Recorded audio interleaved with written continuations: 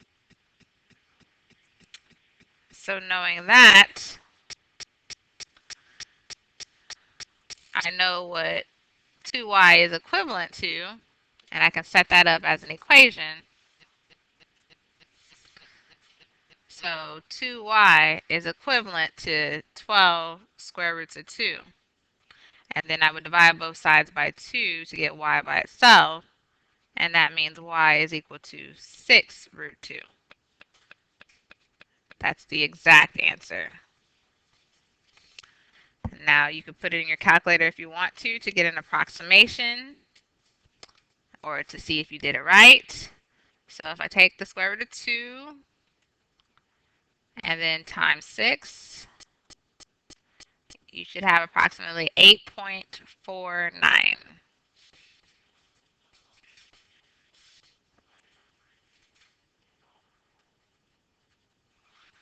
So that's what you should get if you were rounding and rounding properly. Almost done with the tutorial. The last set of questions wants you to determine if it is a parallelogram or not and justify your reasoning. So on your notes when we took them, the last 7 statements would be your justification for answering yes or no to these problems. So on number 20, it is indicating that our opposite angles have the same marking. So that means that they are congruent and it's showing both sets. So yes, this is a parallelogram because both pairs of opposite angles are congruent. On number 22, it's showing that the diagonals are bisecting each other because you can see the markings representing that each one of those parts are congruent. And that's what the diagonals do. They bisect each other, in other words, cutting each other in half. So this one is also yes. Again, because the diagonals bisect each other. Number 24, we would have to say no. And the reason we're saying no is because it's only showing us one pair of parallel lines, and that's not enough information.